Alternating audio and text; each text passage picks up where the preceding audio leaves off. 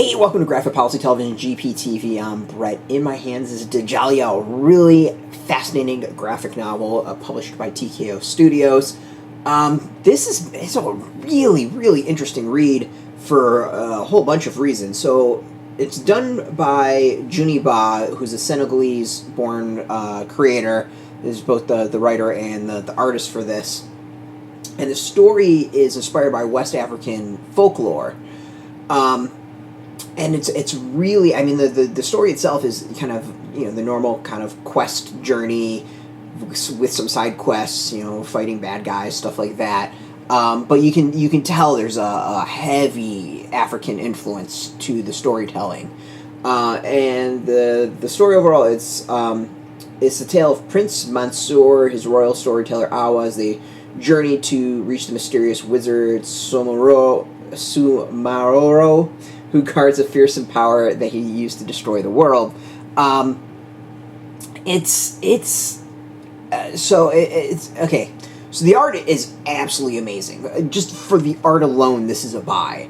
The story, unto itself is the normal hero's journey going to take a bad guy. Like, there's nothing super original on that, but the details on it and the how that, and not really how it's done, but like the details about it are clearly rooted in African lore, which makes it really interesting and different. Put all that together, and you've got a beautiful graphic novel that is, it's familiar but also foreign at the same time. Like, I do not know African folklore. I mean, like, this is not something I was taught. It's not something I've read about. It's just not something I'm familiar with. So, I'm sure I lost a lot of references and comments throughout the graphic novel. But, like, to me, it just felt very, like, rich and new and different, and I want to see more of this. Like, it's something I've always wanted to do, is read African comics, and I know there is some amazing work being done out of there, and it's something I've always wanted to get into, and I have no idea where to begin. This was like a really interesting start to it, and the thing that's, I think, fascinating on it is, like, reading it feels a little, the flow for it is a little bit different. It feels a little choppy at times, kind of like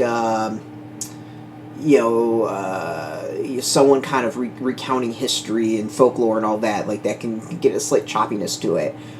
But I think that choppiness is more on me, the reader, not being familiar with the stories and the style, as opposed to the storyteller, if that makes sense. Like, I there's no point I felt like I was, like, missing anything or I didn't understand anything, because it's the next thing I want to talk about. The graphic novel does a great job at that. But it's definitely was, like, unfamiliar territory where I just didn't understand the references enough, and the style is a little different than Western storytelling, at least American storytelling. Let's go with that. And maybe even European. Maybe I think it might have a little bit more in common with maybe European and manga than it does with, like, Western storytelling, because European I think has this style, and manga can have that style, that slight choppiness where you have to kind of fill in the gaps a little, and it feels like there's a flow that's not quite there. And it's not a negative thing. It's just a way of telling a story. It's staccato, I think, is the best way of putting it. Like, if you want to go with the music, it's more staccato than anything.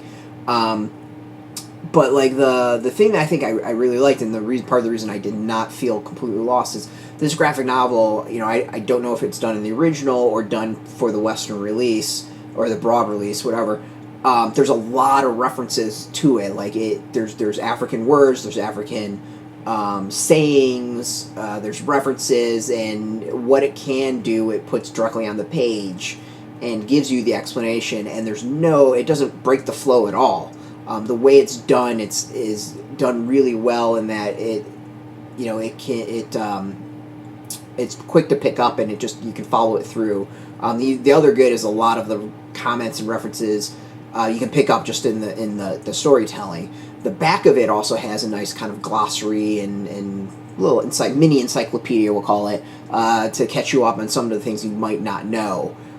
So it does a wonderful job of explaining some of the more specifics about the cultural references that it has.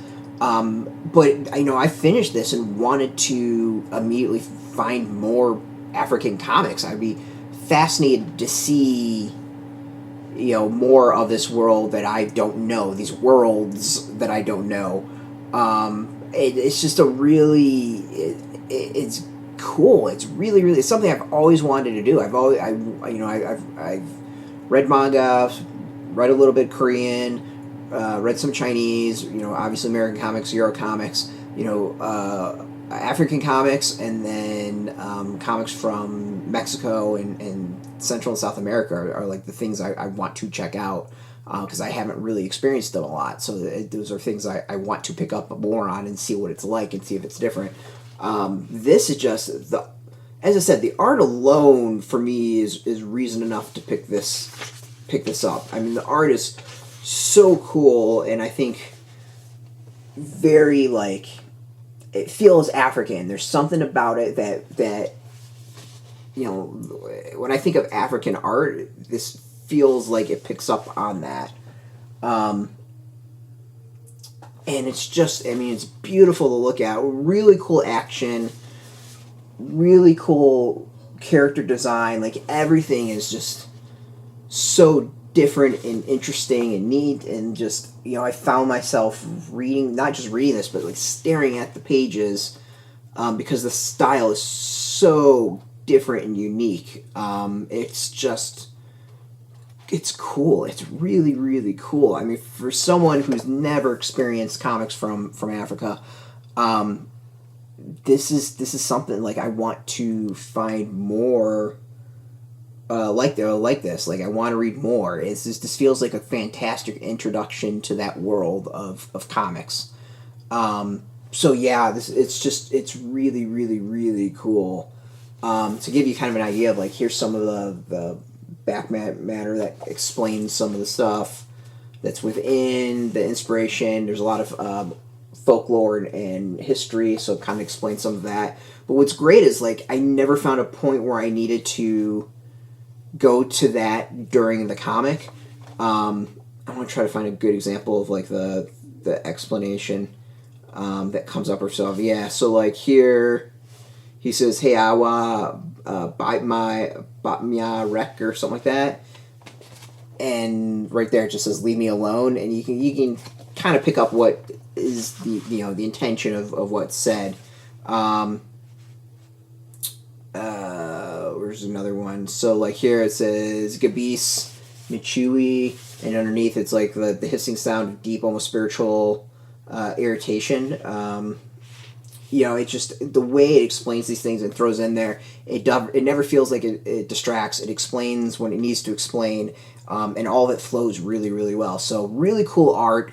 The story I think is entertaining, and it dives into a world I know nothing about.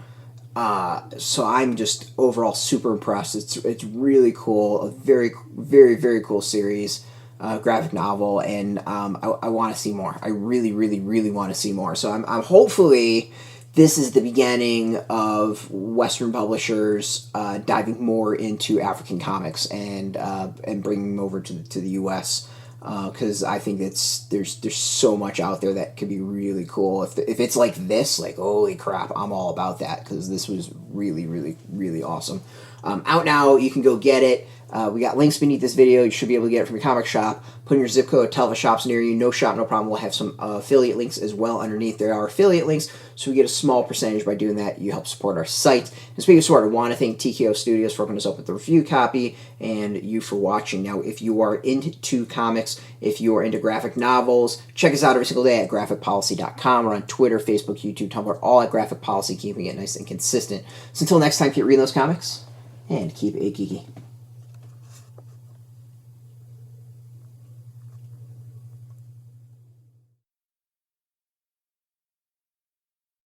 Hey, thanks for watching the previous video from Graphic Policy Television. Just by watching, you help support our site. Thank you so much. Now, if you're watching these videos, you probably care about geeky things like movies, television, comic books, toys, games, video games, you name it. You can go and subscribe right now to our YouTube channel to stay in touch and catch all the new videos, or check out our website at graphicpolicy.com. There's a nice link on this end of the video. But as always, thank you for watching. Keep on rocking and keep it geeky.